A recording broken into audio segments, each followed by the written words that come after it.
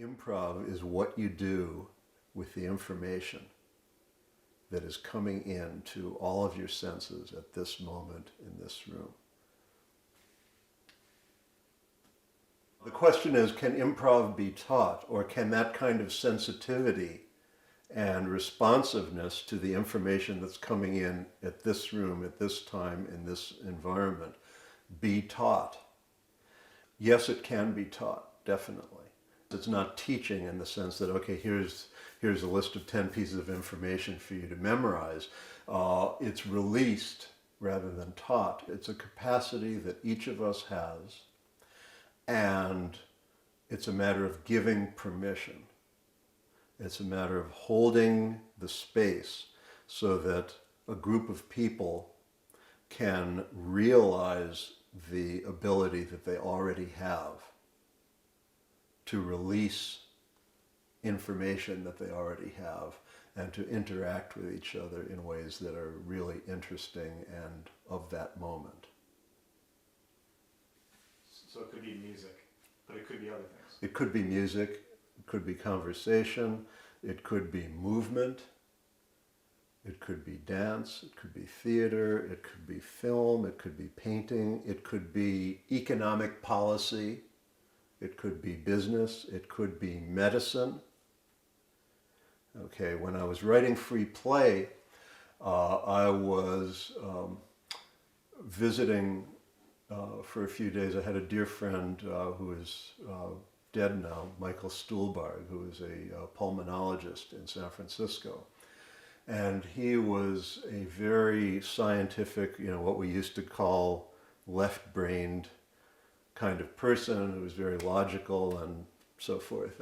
And so I asked him, what does improvisation and creativity mean to you in your field?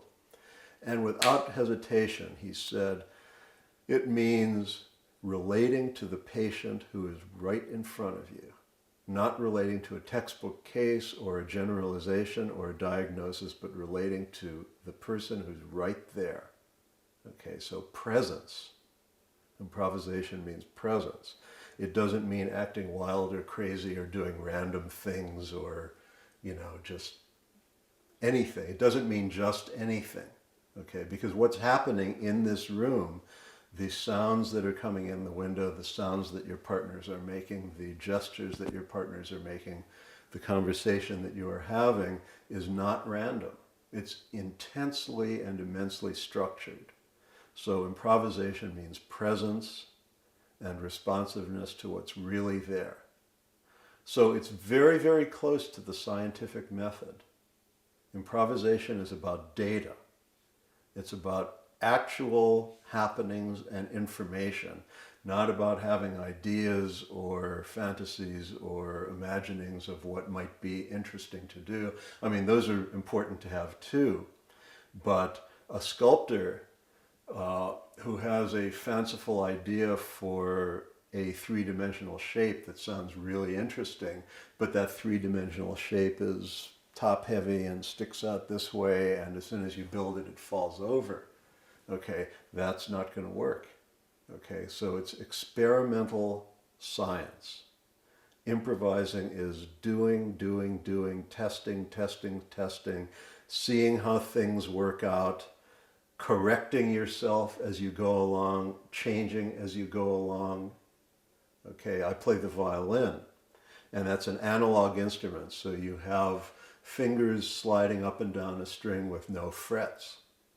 Okay, and you put your finger on a place on the string and it makes a sound and you don't like the sound, so you're free to change the sound. You're free to move your finger around. You're free to use different kinds of pressure, different kinds of touch, and you keep correcting and changing until you get something you like. And that happens microsecond by microsecond.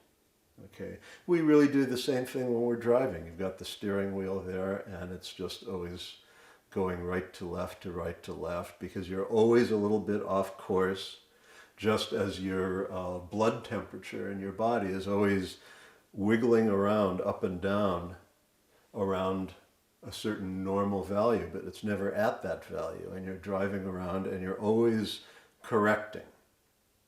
And that's improvisation in daily life.